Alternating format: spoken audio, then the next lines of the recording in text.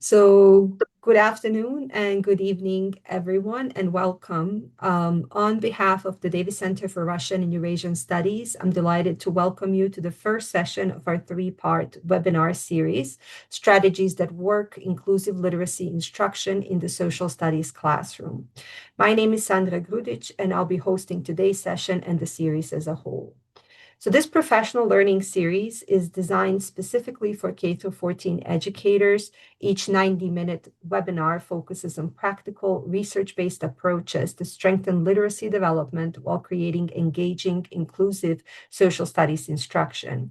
Our goal is to provide strategies you can use immediately in your classroom, approaches that support retention, deepen comprehension, and help all students access complex historical content.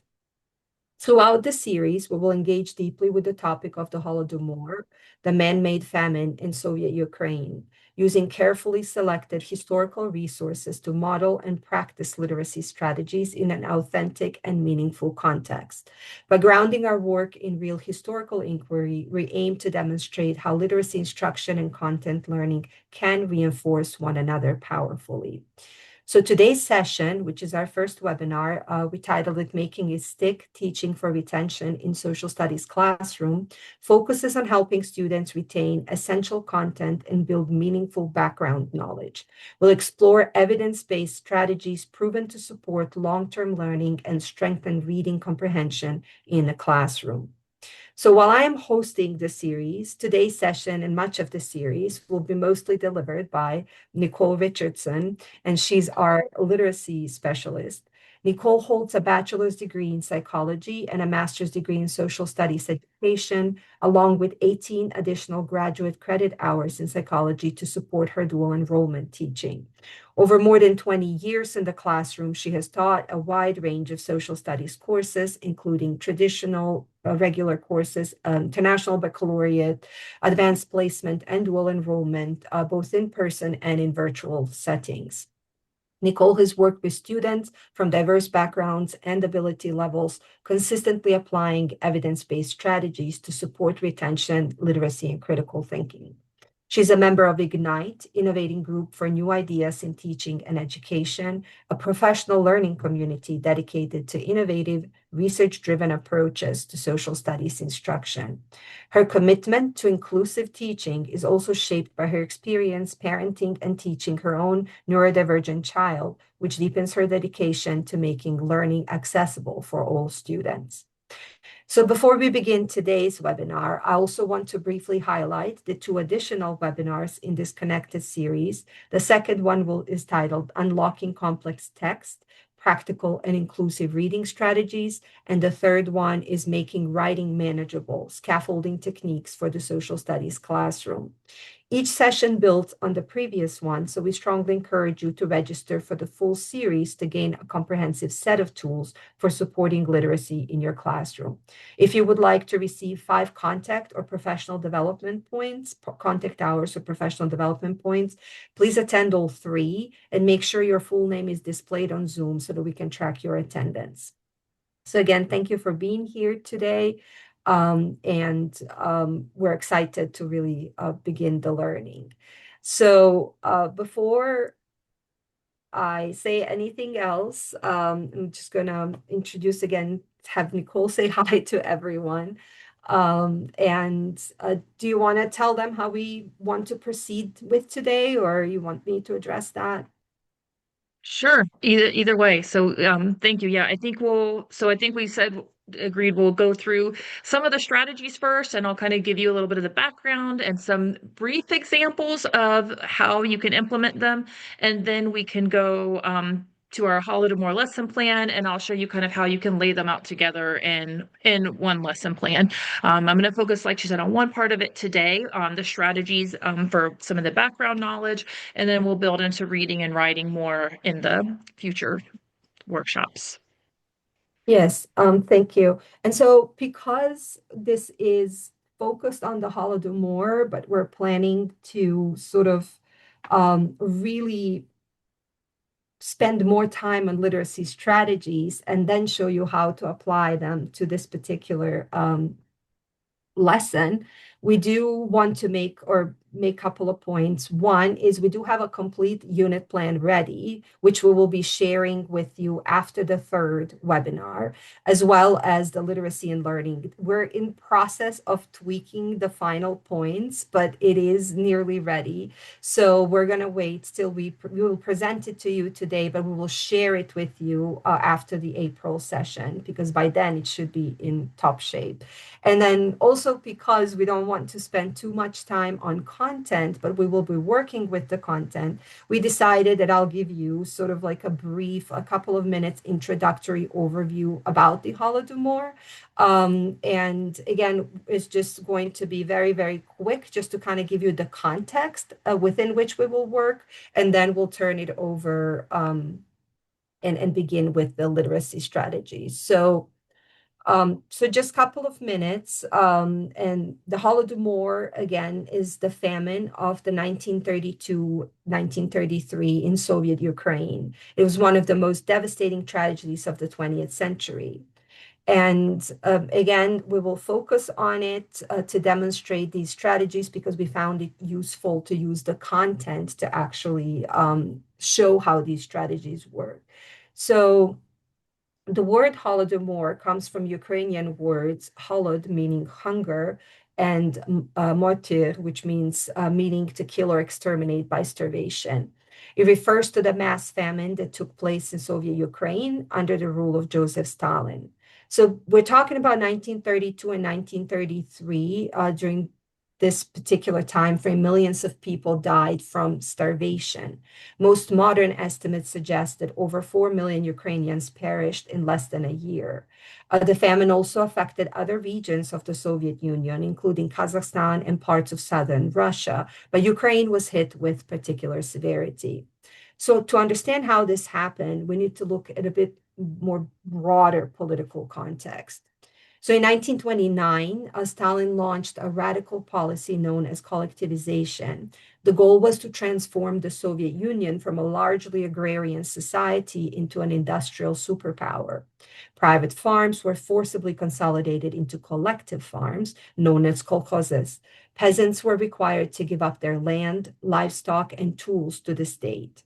At the same time, Stalin targeted so-called kulaks, or wealthier peasants, whom he accused of resisting collectivization. Many were deported, imprisoned, or executed. So this campaign deeply destabilized the rural society of Ukraine. By 1931 and 32, agricultural production had already declined due to chaos, poor planning, and resistance. Yet the Soviet government continued to impose extremely high grain procurement quotas.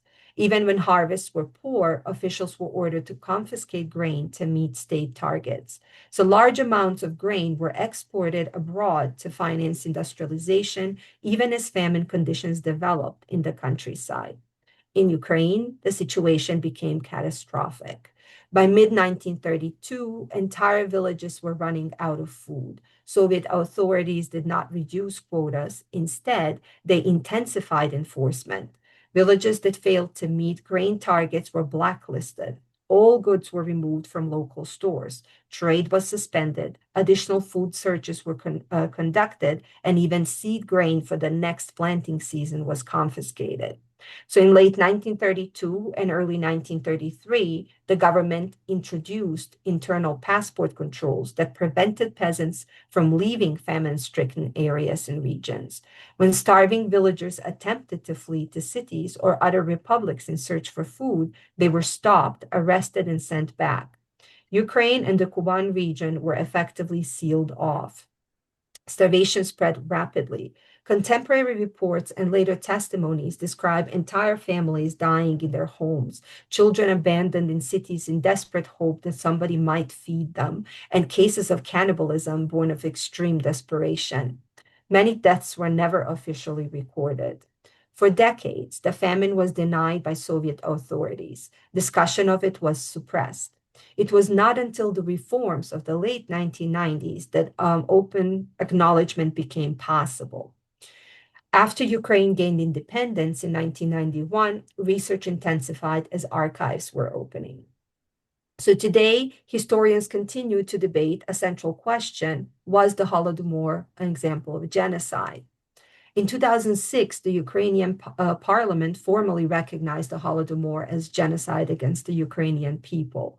The argument rests on evidence that Soviet authorities knowingly worsened famine conditions in Ukraine, targeted Ukrainian villagers and with especially harsh measures, blocked escape routes, and simultaneously reversed policies promoting Ukrainian national identity. Some scholars argue that the famine was intentionally used to crush Ukrainian nationalism and peasant resistance. Others contended that while the policies were brutal and criminal, the famine was part of a broader Soviet catastrophe that affected multiple regions and was driven by ideological extremism and economic mismanagement rather than a specific ethnic extermination plan. What is not debated is the scale of human suffering. So the Holodomor represents the deadly intersection of authoritarian power, ideological rigidity, and the weaponization of food. It demonstrates how state policies, even without gas chambers or mass shootings, can produce mass death when political goals override human life. So for Ukrainians today, the Holodomor is not just a historical event, it's a foundational trauma that shapes national memory, identity, and relations with Russia. It remains central to discussions about sovereignty, historical justice, and the legacy of Soviet rule. So, with this minimal background introduction, just to kind of provide some context for you, I will turn this now over to Nicole, who will explain how we can help our students learn this information more effectively. So, Nicole, the stage is fully yours. Thank you. And before I completely dive in, I'm just curious to see if you could tell me in chat where everybody's from and what subjects you teach, because that might help me integrate suggestions as we go through. If you could let me know just kind of grade and subject before we get going, so I see what kind of variety we had. I know on the sign up I saw a variety of subjects, so I'm not sure with who's here though. Very good. So, Are you able to see it, or do you want me to yep, read I that? can see it. Yeah, so we've got fourth grade world history, Russian history, special education, 11th grade US history. All right, so we do have quite a variety. Puerto Rico world history. Very nice. Okay, awesome. So definitely a lot of this will easily apply to world history with Holodomor, and then I do have some other ideas sprinkled throughout that we can look at examples for. Just a bit more on my background and my passion for this. Like Sandra mentioned, I have taught at a variety of schools with a variety of demographics, I would say. And so from, Title I students to that have a lot of kids that are, high risk and special needs and dealing with poverty and, a lot of those needs. And then teaching at, some of our very highly intelligent and well-resourced students as well with our IB schools and everything in between. Where my passion really developed exactly for the literacy piece of this, though, is really with my son. And so as he started to struggle in school, both from just the neurodivergence and the ADHD and autism, and then also some learning disabilities relating to reading comprehension and writing. I really saw what a gap there is in some of what we're taught as teachers and how we approach literacy in our current system. And so I just really started doing a deep dive into research and how to help with reading comprehension and help with writing, as that's areas that he struggles. And there really is a lot of great research coming out now. And so that's a lot of what we'll be looking at. And the great thing is, and I think where I'm especially passionate about this for social studies teachers, is because we really play a key role in helping students with their reading comprehension and writing by teaching our subject, because and that's what I'll dive into later in looking at the importance of background knowledge as we go through here. So these are my two boys that I was talking about, and we'll touch on how some of these examples help. And so especially with working with some of our students that are in special education that have learning disabilities, we really do have to think about these accommodations and making sure that we're giving them the structure and scaffolds that they need to be successful.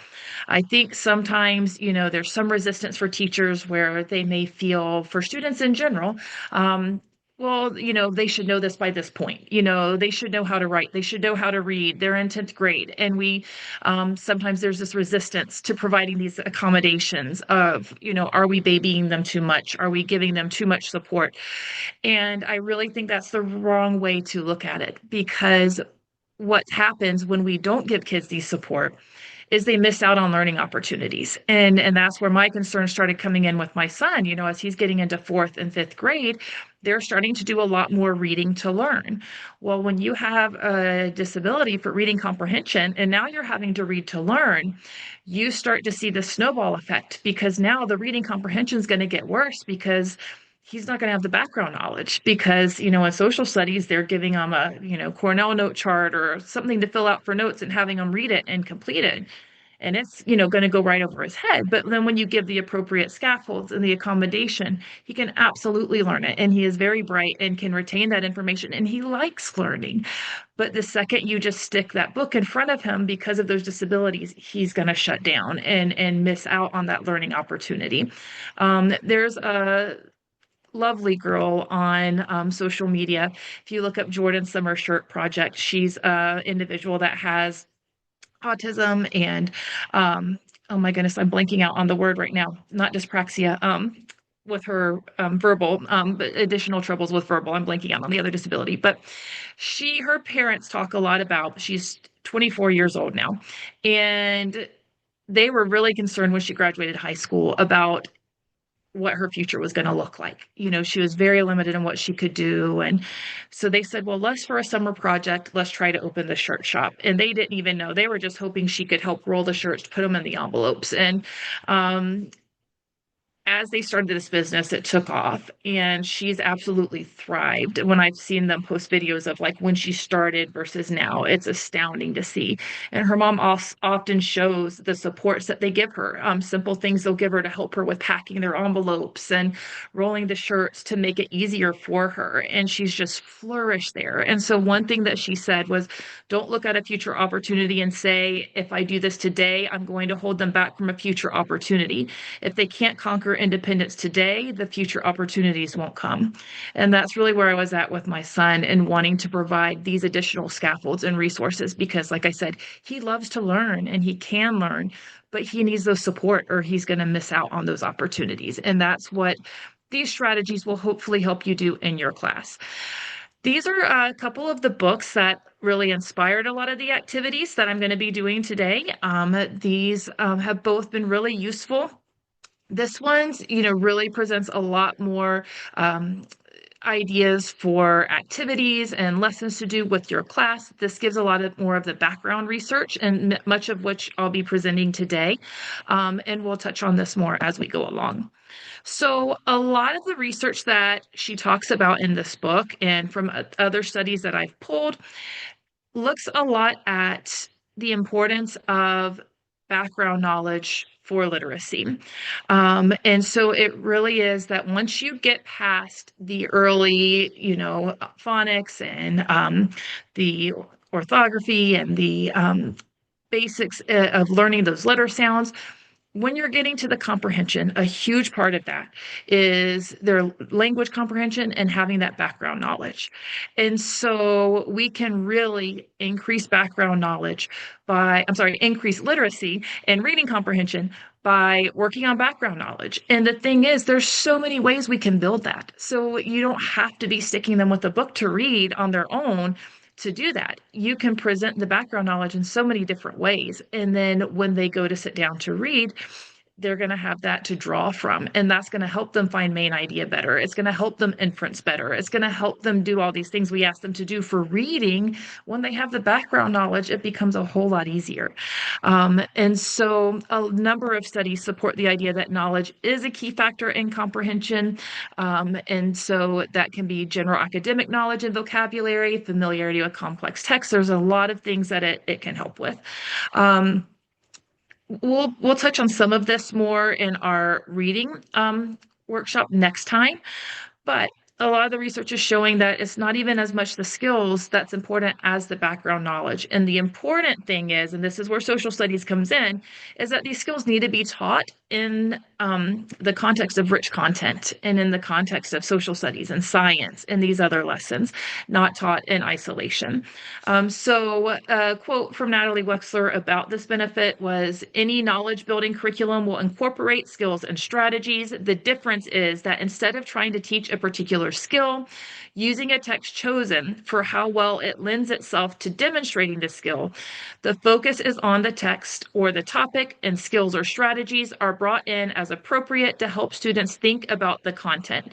In addition, instead of assuming students will have somehow just picked up the knowledge that will enable them to apply the skill, a knowledge building curriculum will provide that knowledge. And so we'll talk about, again, multiple ways that you can do that here. Let's see why we're not coming up here.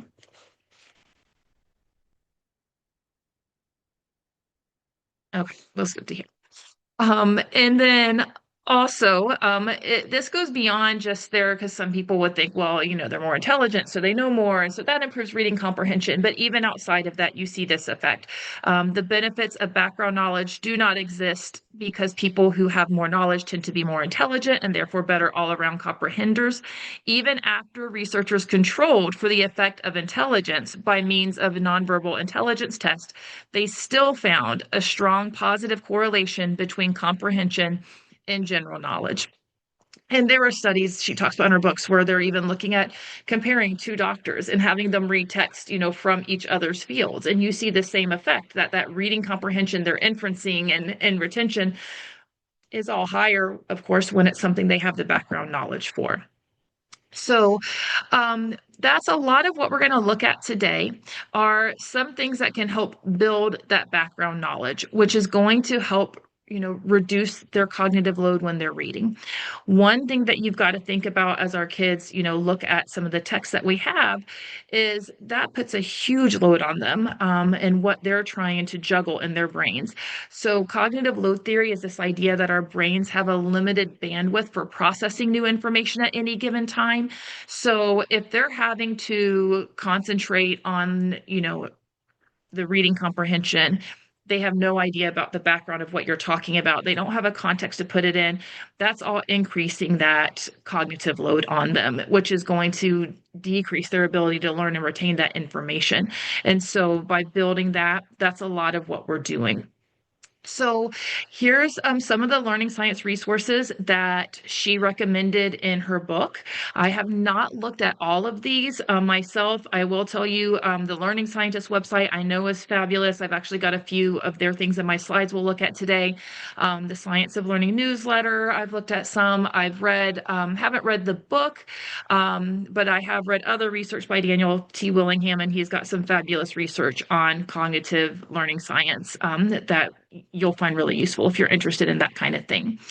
So part of what we're going to look at today is just touch on easy strategies that you're probably already doing and just looking at how you can really build those into your curriculum more to prepare students and make that background knowledge stick. So we won't dive a ton into the actual reading strategies today. What we're going to look at today is how to make that knowledge stick. One of the arguments that Wexler makes in her book as well is that our literacy crisis is really a learning crisis because you know how it goes. You talk to our kids and some of the things you would think they would know by now, they have no idea because people think now, oh well, you can just Google it. But the problem is if you have to Google everything, then you don't have that background knowledge to draw from as you're reading. Going to increase that cognitive load. We need our kids to have information stick. They do need this knowledge, and that's what's going to help make them better readers and learners all along the way.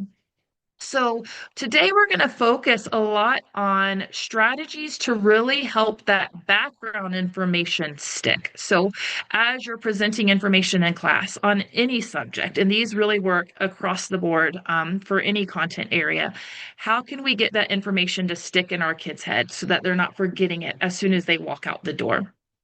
And so obviously, we have to gain and maintain students' attention. And, really do think about that. Again, these are things that I didn't really think about, before I had a son with severe ADHD that will be distracted by anything.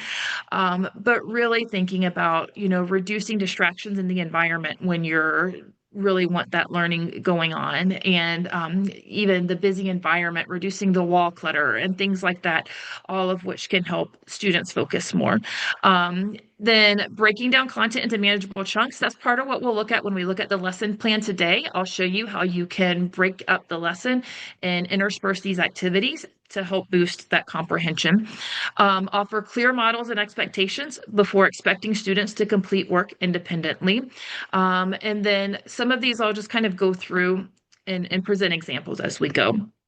So one of my favorite and the easiest go-to strategies that we can use in the classroom and that we should start to teach our students to use on their own is retrieval practice. This can also be called the testing effect. Different, researchers use different terms for it.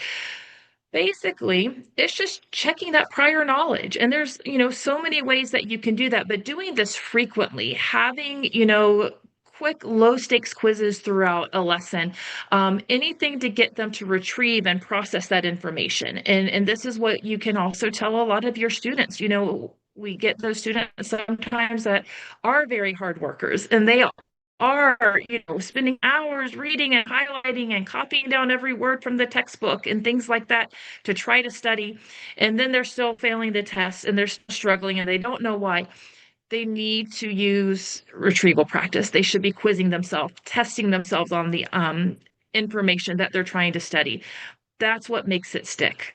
Most of the reviews and things that I would do when I taught AP courses, we would go through multiple choice tests, but discuss the answers, so they get that immediate feedback, which is another strategy. And we'll discuss what they missed and why. But then, even if they're getting it wrong, just having to retrieve that information from their long-term memory and apply it is going to make it stick better in their head.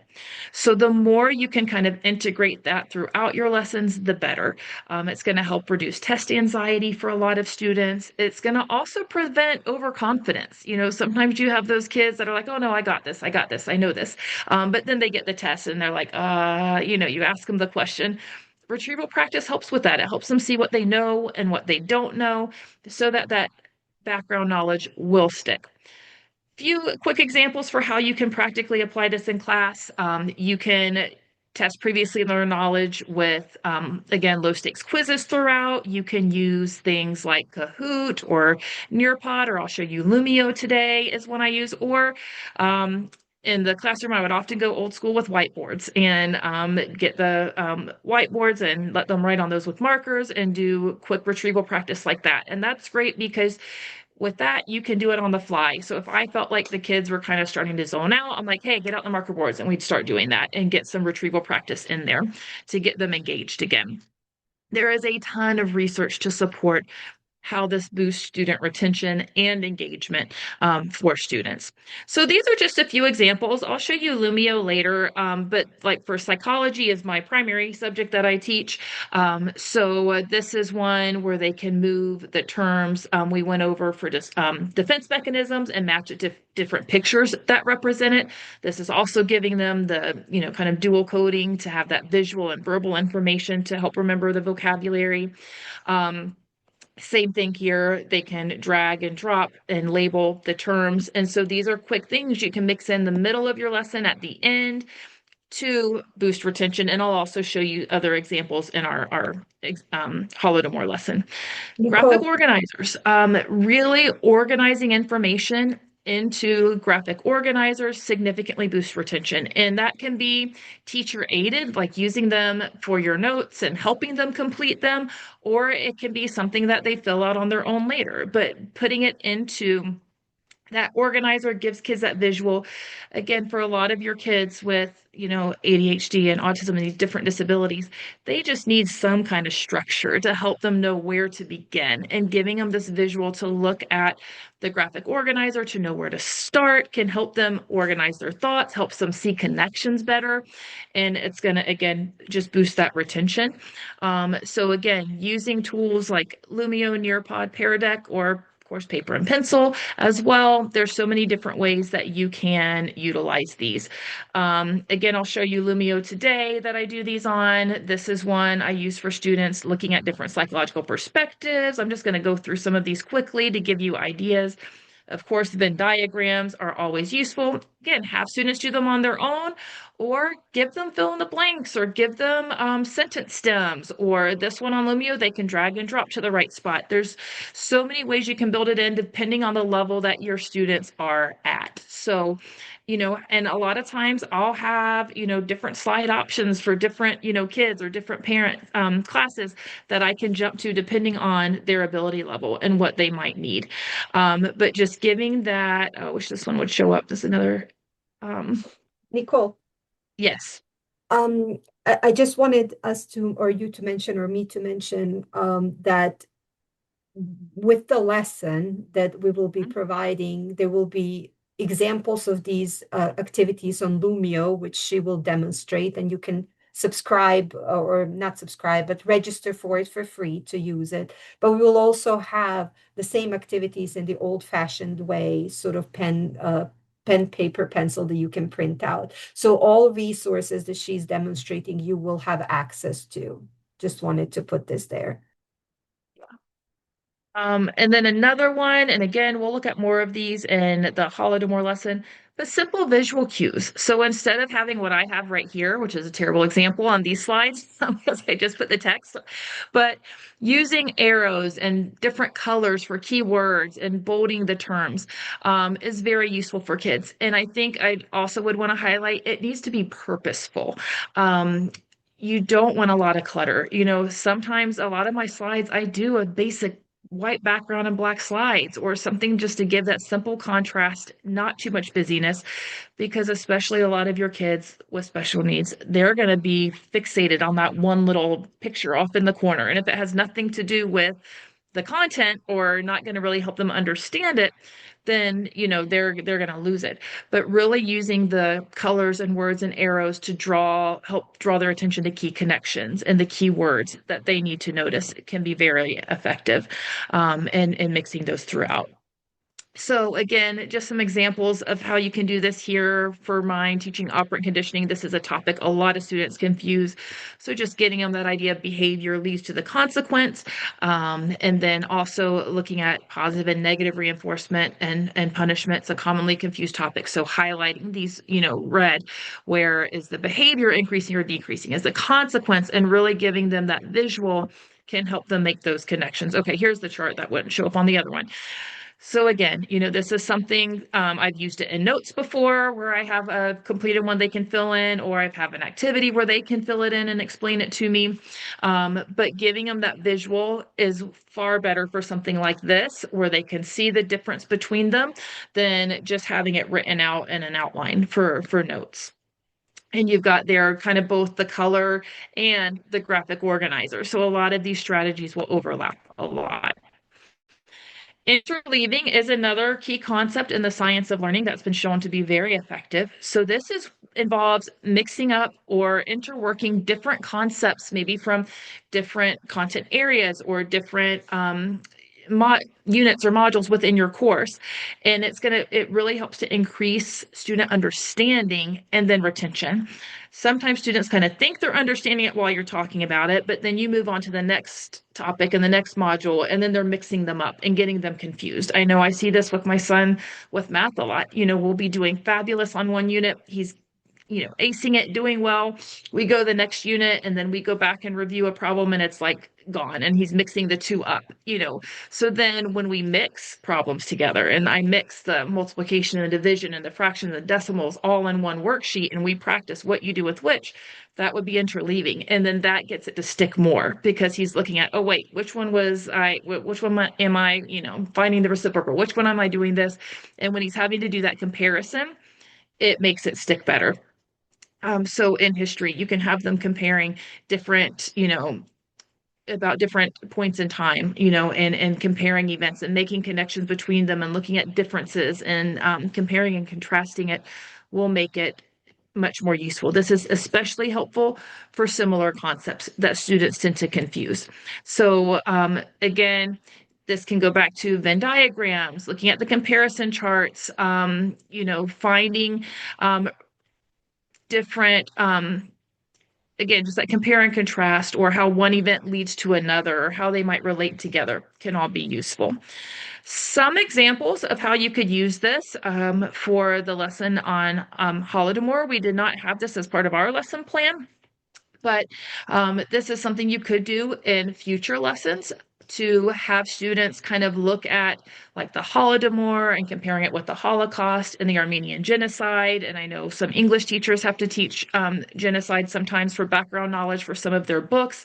So these are some activities that you can do to have them make that comparison that could help them use interleaving and comparing, contrasting these different concepts all at one time, which would increase their retention of it. This is another example where you can have them look at Soviet propaganda compared to Nazi propaganda, looking at primary sources like from a starving Ukrainian peasant compared to a hidden diary from a Jewish prisoner, and having them make that contrast between them and pulling out, what it reflects about the causes of each of those genocides or just their experience is going to help them retain that information. Again, comparing, contrasting, classical and operant conditioning, kids confuse certain aspects of these all the time. And so by looking at them together, okay, and instead of just teaching classical conditioning and then operant conditioning and never bringing it together, this helps increase that retention. Same thing with the perspectives. The other key concept, of course, is vocabulary instruction, and this will overlap with our reading as well. But a lot of students, as we know, lack knowledge about subject-related vocabulary that can hinder their reading comprehension. A anecdote that stands out with this is I had a student a few years back I teach virtually now, and one of the research studies we teach is about eyewitness testimony and memory, and it's usually something that really stands out to students. It's a simple study. They understand it. They're interested in that idea of, false memories and the eyewitnesses not being right. So usually students latch onto it. I had a student who was just not getting it. She kept resubmitting assignment, wasn't getting it. So I said, hey, let's jump on Zoom. Let's read this together and see what's going on. So she reads it with me. We read it together, and then I try to talk to her about it afterwards, and it's still going right over her head. So I'm thinking about it, and finally I asked her, I said, do you know what an eyewitness is? She didn't know. And this is like 10th, 11th grade. She didn't know what an eyewitness was. So, that whole foundation for a study on eyewitness testimony hinges on her knowing what an eyewitness is. So if they don't have that basic vocabulary, which many of our kids don't, then they're going to struggle with reading. And so we have to help them build that in. And sometimes it has to be very, explicit teaching and direct to help them understand it and apply it.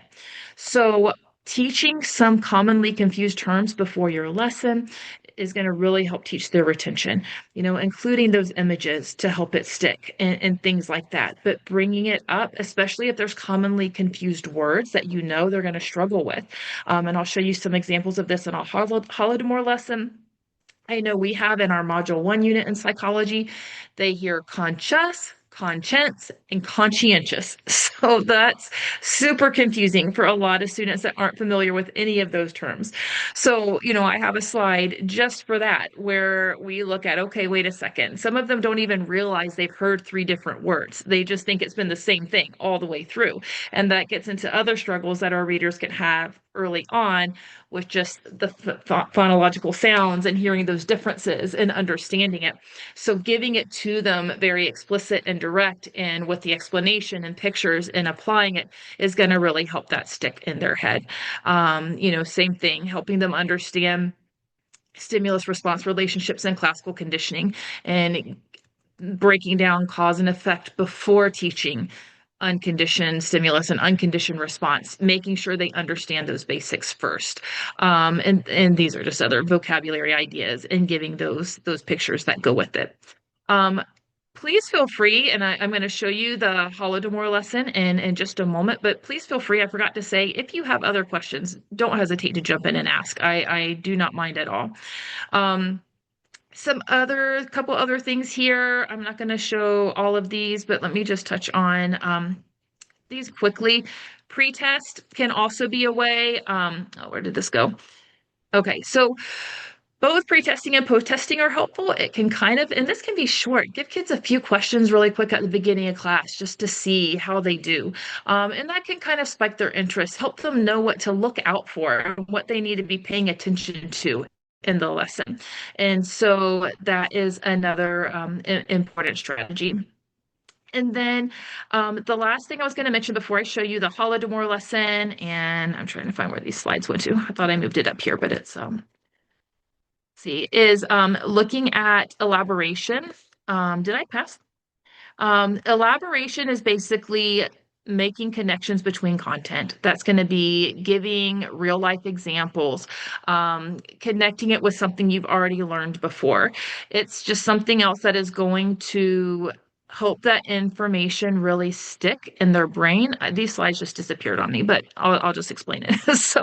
But having them, instead of just looking at the definition, it's getting them to really think about the meaning and what they're doing and attaching it to something else that's already in their brain as they're learning that, so that it doesn't, fall out. I tell them, imagine a coat hook on in your brain, and you're hooking that information onto something that you already know.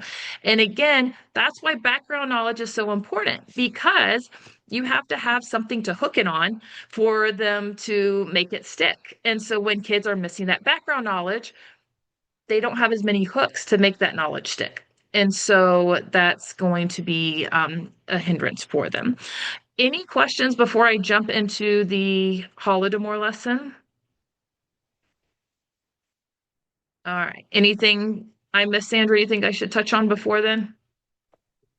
No, I think it's good. I think moving into the lesson to demonstrate how these strategies work is probably what's needed now. All right. So as we're looking here, this is just an overview of the lesson, and this will show you how you can integrate these into the lesson. And the idea is you want to fluidly integrate these strategies throughout your lesson. You don't want it all to just be at the end so that you're teaching all of your content and then doing these at the end. You want to have it throughout so that you're breaking up that lesson into manageable chunks and then incorporating all of these strategies along the way. So I'm going to jump over to Lumio. If you guys don't mind, I'd love for you to actually, you don't have to fully complete the activities, but I'd like you at least to play with it so that you can see what students see, and then I'll have on Zoom what I see, so you can see both. So if those of you that are able to, don't mind, either you can go to lumioclass.com and join, or you can use the QR code. So um, as you guys join, we'll look at this. I'm going to go ahead and bring this down.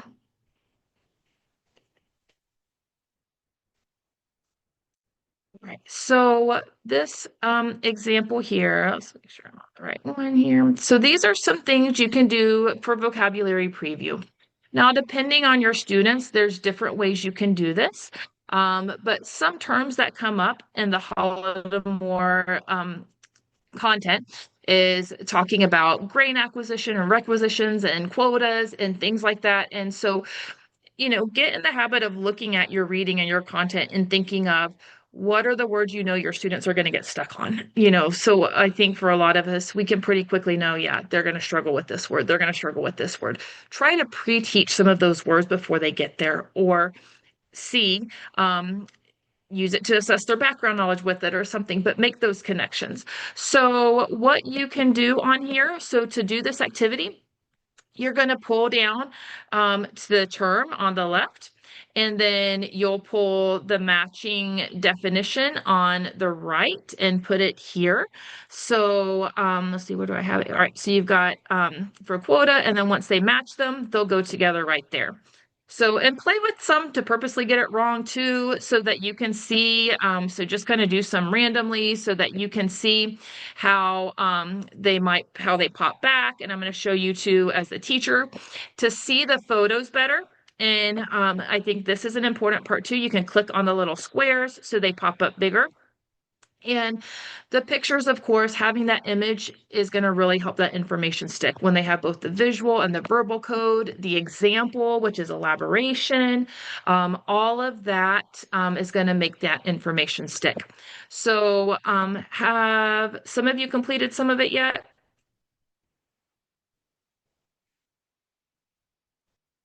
All right. And so you can see, oh, here we go. I need to come here. And so, of course, I wouldn't have this up for students, but you can actually see the student progress here and how some of them are doing. Can click on it and see what they are, if they're correct on the first attempt and those sorts of things, so that you can kind of gauge where students are at. And you can just kind of click through your students up here and go between people to see how they're doing.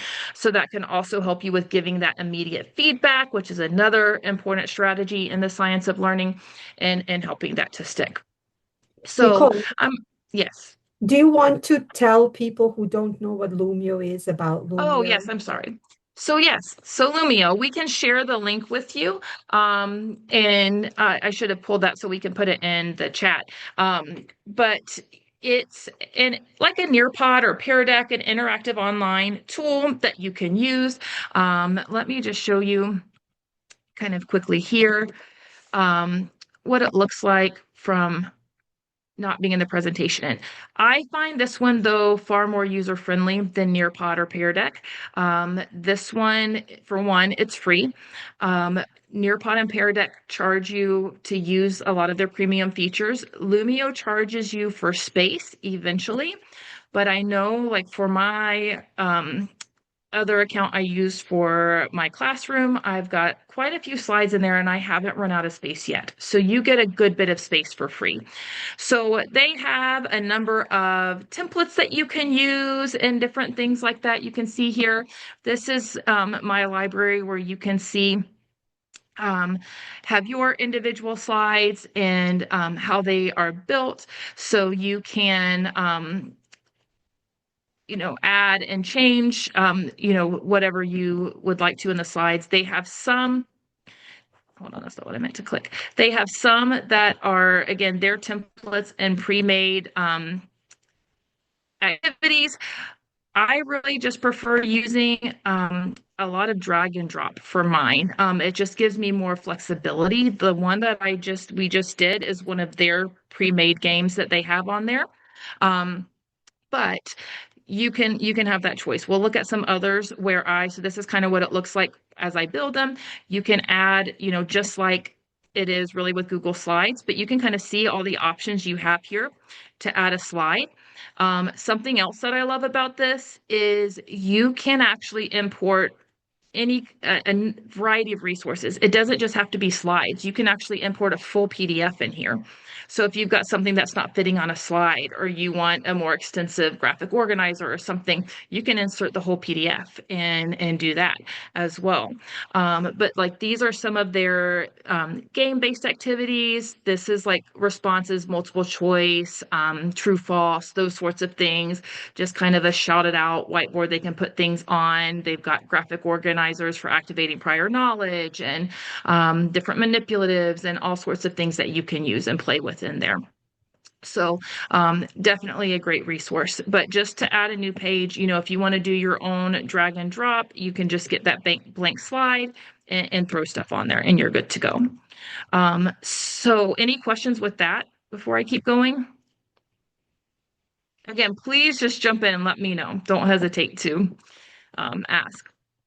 So, so this is one of their pre-made games. I'm gonna skip through to some others that we would have in here. So this is one that I just did. That's just a basic drag and drop. I think I forgot to. Oh wait, no, I went back to the. Sorry, that was on my lesson plan on the Google Slides.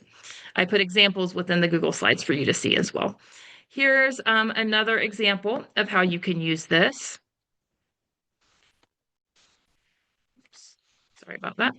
All right, so are some of you in there yet? You might have to click start or something like that on the slide.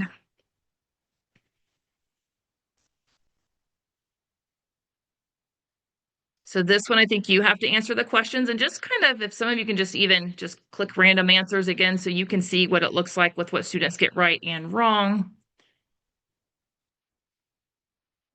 Or this one's is this one the slide that's got the, um, I'm blanking For out. I don't see me, my, it says waiting for your teacher to start the lesson. I don't know for everybody else. Is anybody else experiencing the same as me? Yep, mine says the same thing. Okay. let me refresh. So you need to start the This lesson. one I think was asking examples of like agriculture and trying to remember what else I put in there, but it's just asking for kind of some association words to give that background knowledge for things like, oh, industrialization, just to kind of check their background knowledge with that. Is it coming up now? I need to refresh, but let me see. So I see you guys. Oh, I did see you guys in there. Oh, wait a second. Let's see. Oh, you know what I bet Okay. happened when I showed you how to edit it? I bet it took me out or something. There we go. So Well, this is something else what's you the can use for code? background knowledge. So having them just to put something in there to show what they associate with industrialization or agriculture. And so you can get an idea of their understanding. And what's cool with this one is you can actually do, as people respond, you can get like it'll make like a word web or like a word cloud or a list view. I think I might need to, there we go. Okay, yeah. So it'll do that word web or you can change it to the list view, either way. But I kind of like that word cloud, especially for some of the vocabulary so that they can have that image again to help it stick in their head at the end, and to have them retain that information. Um, Another option that you have, and it is, again, with the, just the graphic organizer here. Okay, so you've got for this one, I'm going to just click on one of yours if you don't mind so that I can move stuff around and show. So this, you can just have them like move these definitions around and kind of match them like that. They can match the photos. So these are really easy. Now, the downside with the drag and drop like this is where I just make it on a slide. You don't get that summary of how the students are doing. However, you can click on it like this if you want to see as they're working and just make sure they're doing okay with it. And you can kind of see each student and go through like that. Or this is something that in the classroom, I would just have them try it just to practice that retrieval practice and getting them exposed to the vocabulary and then go over it as a class. So just to kind of help that information stick. So I may not necessarily need that feedback directly of how they're doing. Something else that you can do to kind of activate background knowledge using this is this can, or as a retrieval practice at the end. This can really go either way. So here I put it as to activate background knowledge for things that they hopefully know from before, from prior content. If you've played, have any of you played the New York Times Connections games before? Hey, it's something my sons both like to do a lot. And so we'll play a few of these different games. So the idea with the game, if you haven't tried it before, is that you're going to be looking for a common category for four of the concepts. And so you would drag the words that all have a common theme into one row. So like if we're looking at you could drag down for agriculture, like the farming, the livestock, the crops, and they'll put those in one row. And then they would say what they thought the common theme was for that topic. So they would say, agriculture for that. I think I have maybe nationalism in here, famine, a few different things that you can look at to kind of help them assess that background knowledge from what they've learned before. In a way that's kind of fun. And again, if you want to look to see how students are doing, you can just scroll through on here and see how they're doing as the teacher. And again, the nice thing here too is you're the only one that's going to be seeing this. Now you can set it to group where they can do stuff together as well. But with how I have these set right now, you're going to be the only one see it. So you don't have to necessarily worry about them writing, goofball names and things like that on there, like they might do sometimes. And so you kind of have that. But you can also set it to group if you do want them to work on something together. Another way so then I think here I'm going to jump back to actually to the lesson. So these are just, again, few different ideas of how you can activate that background knowledge before you dive into the lesson so that they are prepared to understand it. And so they're not overwhelmed by instantly seeing all these words they don't know and they just shut down right away because it's too overwhelming. So these are some other ideas of ways. If you wanted to just present it on a Google slide, you can just do this and have them do it on marker boards, or we'll also have a paper version of this with it all together that you can do. There's a lot of different ways that you can use this. Also a note, just to help get those visuals for vocabulary words, all of these I did with AI. So I can't remember if I did these with, I think these might be Gemini. I can't remember for sure. I jumped between a few different ones, but I just kind of put in the idea of the example that I wanted to give, and it generated the image for these different terms, which can be useful for your general vocabulary. So these are just some of the slides that we have for Holodomor. There's a few. Should I do the video or skip over that, Sandra? I think you can skip over that because we did the Yeah, for time. introduction. But yeah, there is, I mean, Yes. the lesson contains a 3 minute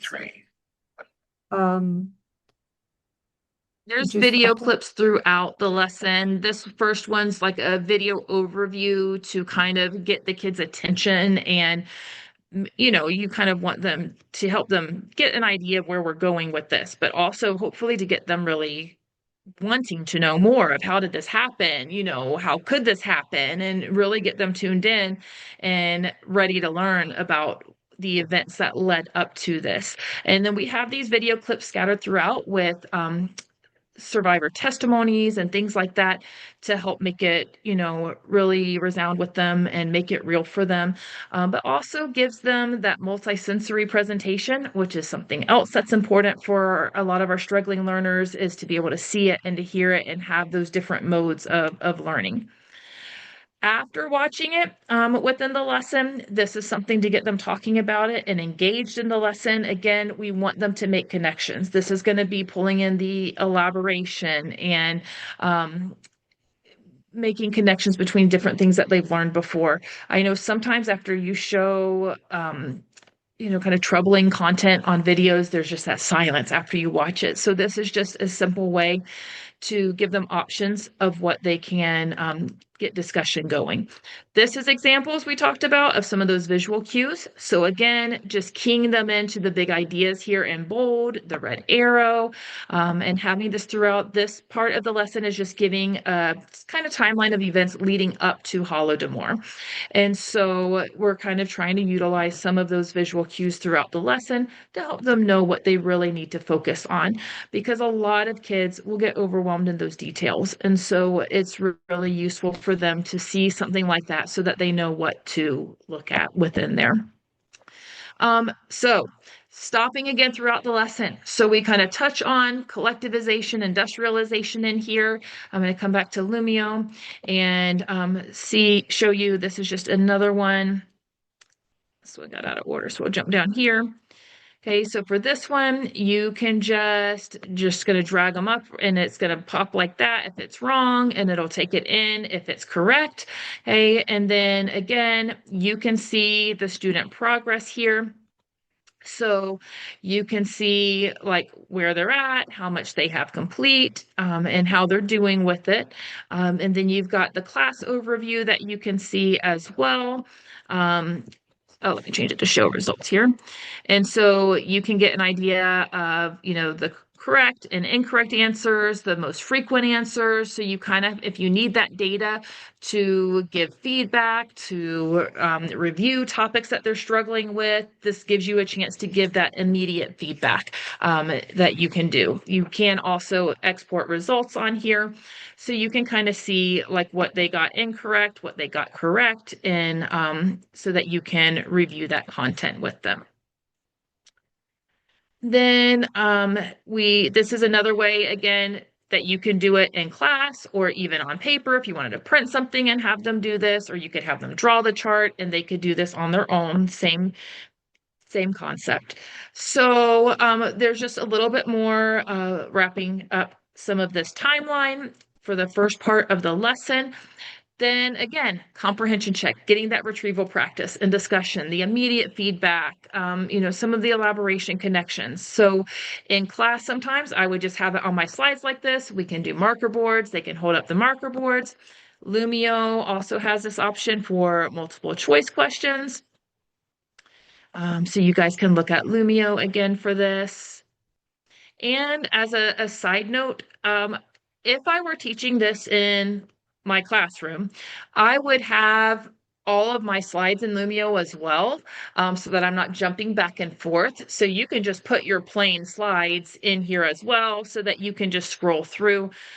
This is a full unit lesson plan we have, so it's got so many slides. I didn't want to put them all in Lumio, so I just have our activities in here. But in your classroom, you could mix it.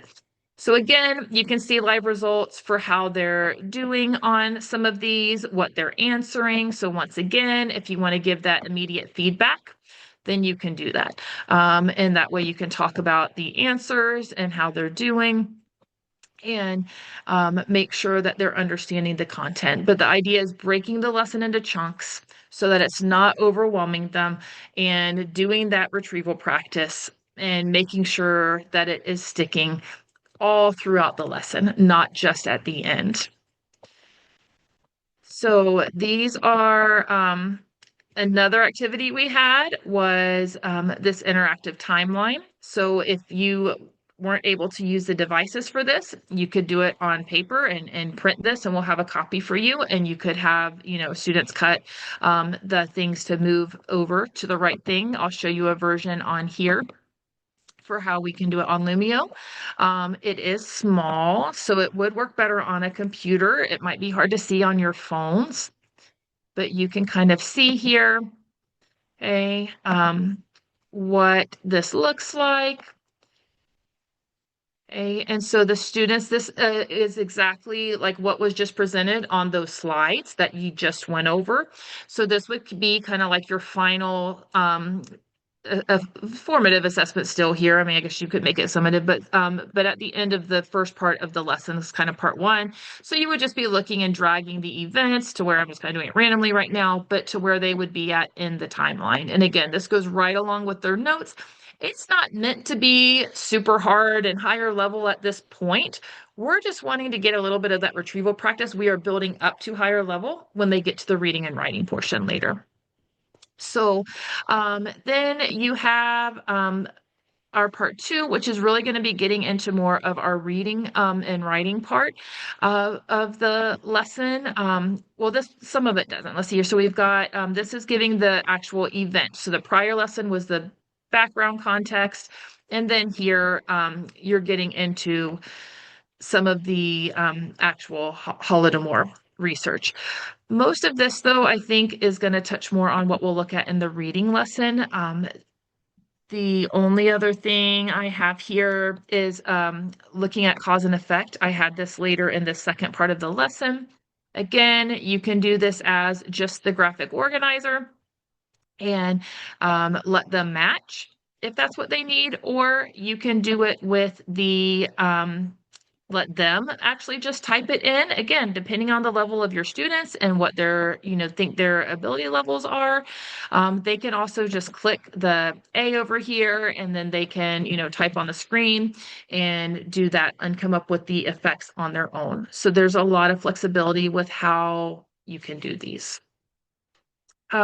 So essentially, to sum up, this part of what we're looking at with literacy, we just really want to build in as many of those strategies that are backed by the science of learning that are going to help make this information stick in our kids' heads so that they have that background knowledge. Like we hear a lot about use KWLs and all these things to activate background knowledge. Well, they have to have background knowledge to be able to fill that out, and to say what they know. So for some students, they may not have had that background and experience. And what's interesting in some of that literacy research, and it's on the other research slides I showed you, it's actually some of our students that are most at risk, whether that is because of or struggle the most, whether that's because of disabilities or poverty or whatever the reason is, that these strategies show the greatest effects for. Because your kids that maybe don't have the disabilities or their families have more resources to give them more experiences, they have the background knowledge. So a lot of what's missing from our kids that are in higher poverty areas or that struggle more, their parents may not have the same resources to provide the trips around the world or to do the things that other kids get to do. And so those are the kids that building this background knowledge is going to benefit the most. So in terms of equity and really helping bring students up, these strategies are going to really, really help target those kids and give them what they need and that foundation to be a strong reader. So happy to answer any questions about the lesson or strategies or Lumio or anything Thank else you you. would like to.